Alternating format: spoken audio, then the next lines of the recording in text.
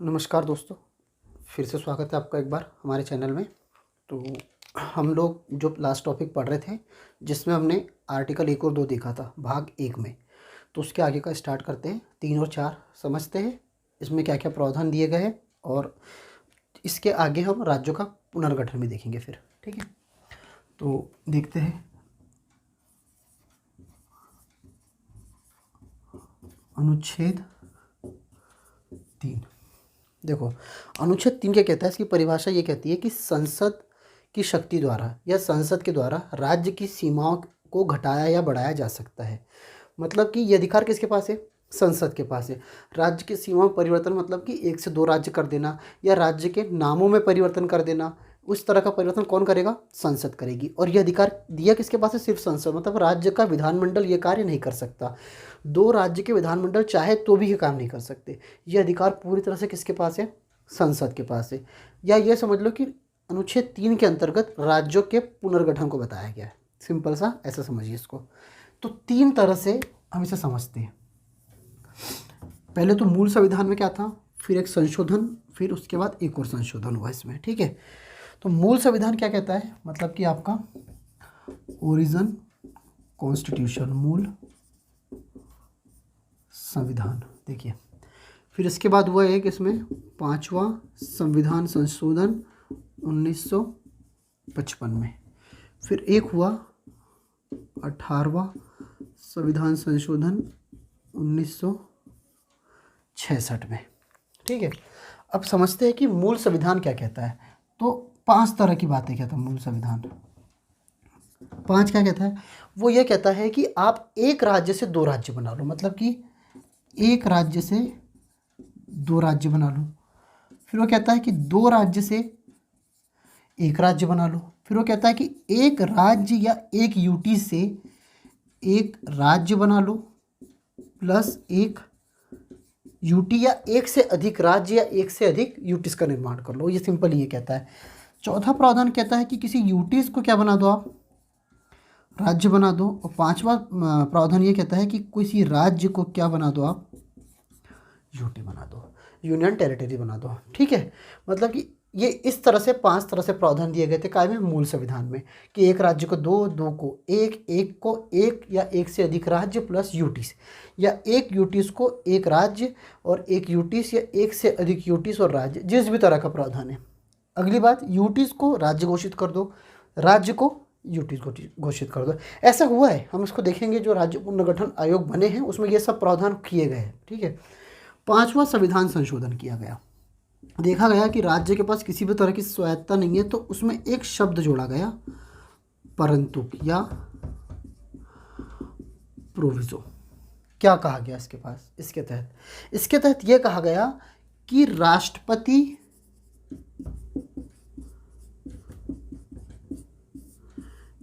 की सलाह के बिना इस तरह का कोई भी विधेयक पेश नहीं किया जाएगा।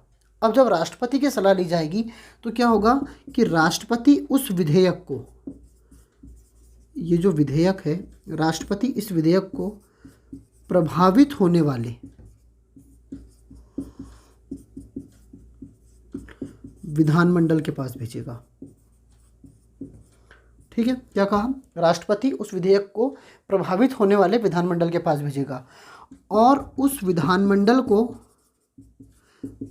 इस पर विचार विमर्श करने के लिए क्या दिया जाएगा? एक निश्चित समय दिया जाएगा। देखिए, क्या कहा कि राष्ट्रपति की सलाह के बिना विधेयक संसद में पेश नहीं होगा, या उसकी अनुमति के बिना पेश नहीं किया जाएगा। विधेयक कहाँ भेजा जाएगा? कि राष्ट्र उस प्रभावित होने वाले विधानमंडल में भेजा जाएगा जिस राज्य की सीमा में परिवर्तन किया जा रहा है। विधानमंडल को निश्चित समय दिया जाएगा। देखिए, इस समय को बढ़ाया भी जा सकता है।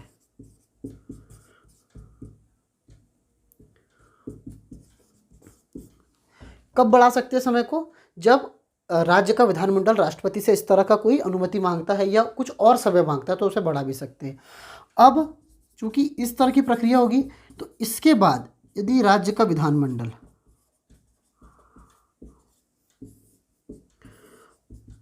उस विधेयक को वापस भेजता है या ना भेजे, भेजे या नहीं भेजे। देखो भेज देता है वापस, अगर उससे उससे वो मतलब कि किसी तरह का संशोधन नहीं चाहता है तो राष्ट्रपति संसद में भेजेगा और फिर उस पर जो भी विधेयक है उस बिल को पारित कर दिया जाएगा। लेकिन अगर नहीं भेजता है, देखो अगर विधानमंडल ने नहीं भेजा तो राष्ट्रपति सीधे कह देगा संसद को कि इस विधेयक को पारित कर दिया जाए संसद द्वारा। लेकिन अगर भेजता है और उसमें काय की मांग करता है, वो संशोधन की मांग करता है, तो इस पर राष्ट्रपति विचार भी कर सकता है। लेकिन इस संशोधन को मानना या नहीं मानना संसद के ऊपर है। वो चाहे तो मान भी सकता है और चाहे तो नहीं भी मान सकता है। देखो यहाँ पे सिर्फ ना एक ना राज्य के पास एक अधिकार दिया गया है कि आपको ये अधिकार, आपको ये बताया जा रहा है कि आपकी राज्य की सीमा में परिवर्तन किया जा रहा है। इसके अलावा विधानमंडल के किसी भी प्रस्ताव को मानना या ना मानना संसद के अधिकार क्षेत्र में नहीं आता। वो चाहे तो उसे मान भी सकता है और चाहे तो उसे नहीं भी मान सकता है। ये किया गया इसमें परिवर्तन कैसे, अनुच्छेद संशोधन 5 से। अब इसके बाद 18वां संशोधन। 18वें संशोधन द्वारा क्या किया गया, देखिए हुआ ये कि लगभग इसी समय 1956 में राज्य पुनर्गठन आयोग का गठन हो चुका था। ठीक है, अब जब राज्य पुनर्गठन आयोग आ गया था तो इसी समय हो क्या रहा था कि देखो 1960 में बम्बई से 2 राज्य बने। कौन कौन से, महाराष्ट्र और गुजरात। और 1966 में, ठीक है, पंजाब राज्य से 2 चीज़ें नहीं बनी। देखो एक तो क्या बना, खुद पंजाब राज्य, इसी से बना एक क्या, हरियाणा, और एक यूनियन टेरिटरी चंडीगढ़ का निर्माण हुआ। ठीक है, किसी भी रूप में भाषाई आधार को नहीं रखा गया था। ये बात थी 1966 की। ठीक है, अब जब 1966 में ये हुआ, कौन सा, पंजाब राज्य का, पंजाब और हरियाणा चंडीगढ़, इस तरह की चीज़ें हुई, तो देखो इसी समय लगभग क्या हो रहा था, गोवा राज्य का गठन किया गया था। देखो गोवा राज्य गठन कब हुआ था, गोवा पहले यूटीज था, यूटीज से उसको क्या बना दिया था, राज्य बनाया था। तो गोवा कौन से राज्य के रूप में आया था, 25वां राज्य। कौन सा था हमारा, गोवा था। या गोवा को हम बाद में समझते हैं, ठीक है, पहले इसी को समझते हैं। देखिए 1966 में क्या हुआ, पंजाब राज्य, कौन सा संशोधन हुआ था, ये 18वां संशोधन हुआ था इसी समय, 18वां संविधान संशोधन 1966। किसका दौर था इस समय, इंदिरा गांधी। ठीक है, अब देखो यहाँ पे ना जब पंजाब राज्य से 2 हरियाणा और चंडीगढ़, तो यहाँ पे ना 2 प्रावधान, इस 18वें संविधान संशोधन से 2 प्रावधान जोड़ दिए गए, ए और बी। देखो 2 प्रावधान क्या जोड़े, जो हमने 5 प्रावधान देखे कि 2 राज्य से 1 राज्य बना देना, 1 राज्य से 2, 1 से 1 राज्य 1 यूटीज, या यूटीज को राज्य और राज्य को यूटीज, जो इस तरह के प्रावधान जोड़े थे, तो इसमें साफ साफ कह दिया गया था कि यहाँ पे राज्य शब्द के साथ साथ यूटीज शब्द भी शामिल है।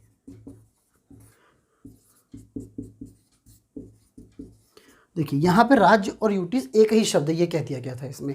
और साथ ही साथ एक शब्द और जोड़ दिया गया कि जो 5वें संविधान संशोधन के तहत जो शब्द जोड़ा गया परंतु, जिसमें राज्य को पहले बताया जाता है कि उसकी सीमाओं में परिवर्तन किया जा रहा है, वह चीज़ किसके साथ नहीं होगी, यूटीज के साथ लागू नहीं होगी। मतलब अगर किसी यूनियन टेरिटरी की सीमा में परिवर्तन करना है तो उसके लिए वो विधेयक उस विधानमंडल में भेजा जाना अनिवार्य नहीं होगा। ठीक है, ये हो गया था 18वां संविधान संशोधन। अब इसके बाद देखते हैं आर्टिकल 4।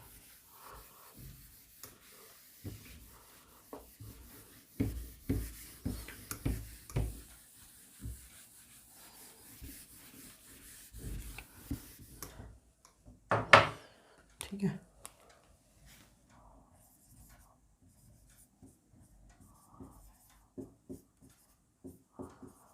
अनुच्छेद 4। देखिए अनुच्छेद 4 में क्या कहा गया, अनुच्छेद 4 में सिंपल ये कहा गया, हमने अनुसूचियाँ पढ़ ली थी, अनुसूची 1 और अनुसूची 4 हमें पता है। अनुसूची 4 में राज्यसभा की सीटों का आवंटन की बात की गई है और अनुसूची 1 में भारत के राज्य क्षेत्रों को बताया गया है। तो अनुच्छेद 4 क्या कहता है, अनुच्छेद 4 ये कहता है कि यदि संसद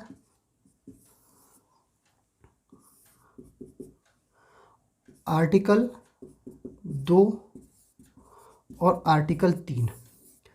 आर्टिकल 2 क्या है? आर्टिकल 2 है नए राज्य का प्रवेश और नए राज्य की स्थापना, जिसे हमने कल देखा था। और आर्टिकल 3 क्या है? सीमाओं में परिवर्तन, जिसे हमने जस्ट अभी देखा। अगर संसद अनुच्छेद 2 और अनुच्छेद 3 के तहत क्या करती है? कोई विधि पारित करती है, और इस विधि से अनुसूची 1 और अनुसूची 4 में क्या होता है? किसी तरह का परिवर्तन होता है। तो इस पूरी प्रक्रिया को संविधान का संशोधन नहीं माना जाएगा। ठीक है, मतलब कि सिंपल मेजोरिटी से पास हो जाएगा। ये बात समझे आप? देखिए क्या कह रहा है कि यदि संसद अनुच्छेद 2 और 3 के तहत कोई विधि पारित करती है और उस विधि से अनुसूची 1 जो राज्य क्षेत्र है, अनुसूची 4 जो राज्यसभा की सीटों की बात कहता है, उसमें कोई परिवर्तन होता है तो उसे संविधान का संशोधन नहीं माना जाएगा। यहाँ सबसे इम्पोर्टेंट बात आती है कि अनुसूची 1 की बात की गई है यहाँ पे। ठीक है, सबसे इम्पोर्टेंट ये होता है। अब यहाँ पे आप कुछ विवाद खड़ा हो जाएगा आके। ठीक है, सबसे इम्पोर्टेंट क्या, देखो क्या कह रहा है कि अनुसूची 1 में कोई परिवर्तन होता है तो, या अनुसूची 4 में परिवर्तन हो रहा है तो की बात कही गई है उसमें। इसके अलावा यदि किसी राज्य को विशेष दर्जा देना है ना, या किसी राज्य के लिए कुछ विशेष प्रावधान करना है, तो उसके लिए संविधान का संशोधन करना अनिवार्य हो जाएगा। जैसे मैंने अभी एक एग्जाम्पल दिया था गोवा का। ठीक है, गोवा का एग्जाम्पल दिया था। गोवा के एग्जाम्पल में ये हुआ था कि आर्टिकल 371 के द्वारा इसे विशेष दर्जा दिया गया था। आर्टिकल 371 के द्वारा क्या किया था? इसको एक विशेष दर्जा दिया गया था, और इसी के तहत ये गोवा राज्य को एक विशेष प्रावधान दिए गए, जो 11 राज्यों की सूची में इसको शामिल किया जाता है। अब यहाँ पर सवाल ये खड़ा हो जाता है कि क्या भारत की सरकार या संसद किसी अन्य क्षेत्र को अर्पित कर सकती है, या किसी अपने कोई भूभाग को किसी अन्य देश को दे सकती है या नहीं। जैसे हुआ क्या था, जैसे बेरूबाड़ी वाला मामला, उसी को समझते हैं। ठीक है,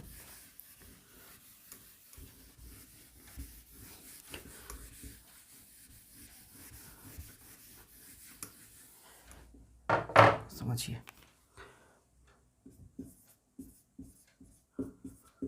बेरूबाड़ी या बेरूबाड़ी का मामला। ठीक है, पूर्वी पाकिस्तान।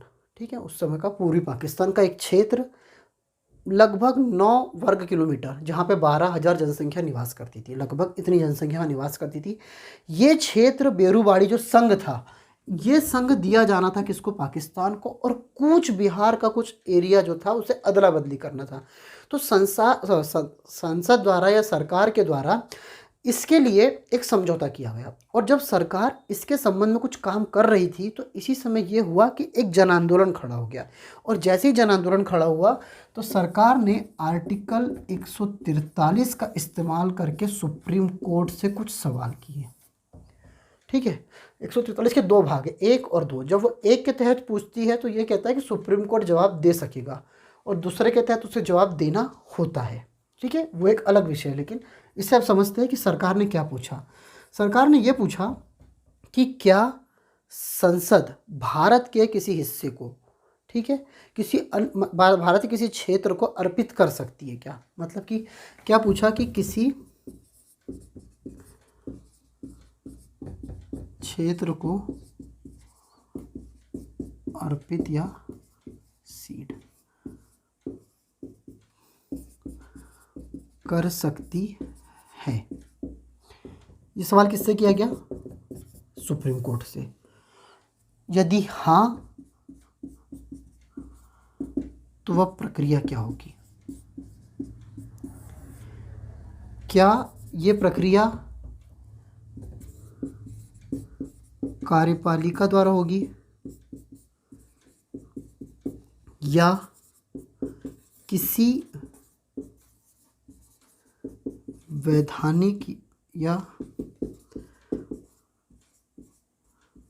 संवैधानिक प्रक्रिया के तहत होगा? ठीक है, और वह प्रक्रिया क्या होगी। ठीक है, तो देखो सुप्रीम कोर्ट ने क्या निर्णय दिया यहाँ पे, जब इस तरह के सवाल खड़े तो सुप्रीम कोर्ट ने दो तरह के प्रावधान बताए। उसने कहा कि आप दो तरह से कर सकते हो। सबसे पहली चीज़ तो ये सुप्रीम कोर्ट ने क्या कहा,